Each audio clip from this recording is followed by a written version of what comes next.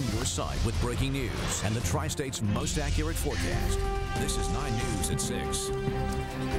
Good evening. Welfare agencies nationwide are swamped with unprecedented demand for help. But the budget for Hamilton County Job and Family Services has been cut in half. Among those to lose their jobs, welfare fraud investigators. We have complete coverage of all the big stories at this hour. 9 News anchor Brendan Keefe is here now with this exclusive I-Team investigation. Brendan? Carolyn Clyde, the Hamilton County Welfare Fraud Unit recovered about $2 million every year.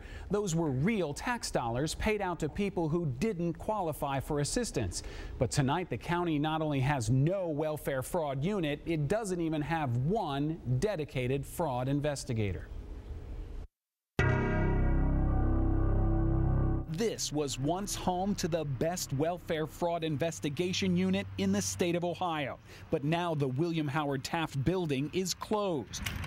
The welfare fraud unit is empty, and all the fraud investigators were either reassigned or laid off. Why does the third largest county in the state of Ohio not have a welfare fraud program? It did until last year, and for 2 decades, investigator Dennis Hoffman was part of it. In the year 2008, I busted 62% of my cases, $414,000 plus. In 1 year? In 1 year. That was fraud he identified, nearly 10 times his base salary. Shortly after a glowing review for finding that $400,000, Hoffman was shown the door, and the fraud unit was shut down. On average, we collected $2 million a year. Who's doing that now? Is there anyone doing that now? Nobody. Hamilton County Job and Family Services is a massive organization, spending or doling out more than $1.5 billion last year. 1 in 7 Hamilton County residents is on food stamps. 1 in 6 receives Medicaid.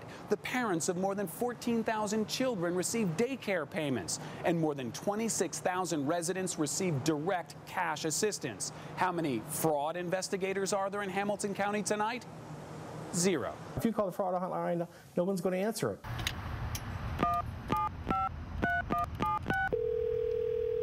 You have reached an unassigned number at the Hamilton County Department of Job and Family Services. The 24-hour fraud hotline now answers with a wrong number recording. If you need assistance, please call our general information number at 513-946-1000. That main switchboard number is now published as the fraud tip line as well.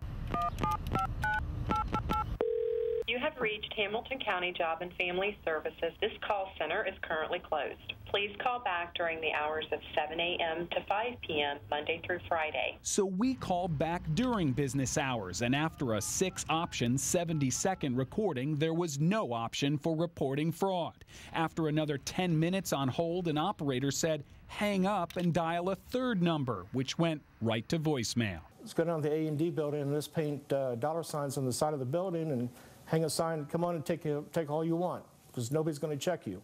We still have people doing it here. It's just that they're not doing that and only that. Brian Gregg is Communications Director for Job and Family Services. He says the agency was forced to trim half its workforce. The fraud unit was a luxury the county could no longer afford. You are required to investigate fraud, but you are not required to have your own unit. He's right. The state of Ohio mandates all kinds of services. A fraud unit is not one of them. You have to make tough decisions. Do you spend that money protecting children that are abused? Do you spend that money making sure someone has the food on their table they need? Or do you spend that money chasing down, what is really a very small percentage of people that are defrauding the government? You're stealing. You're stealing.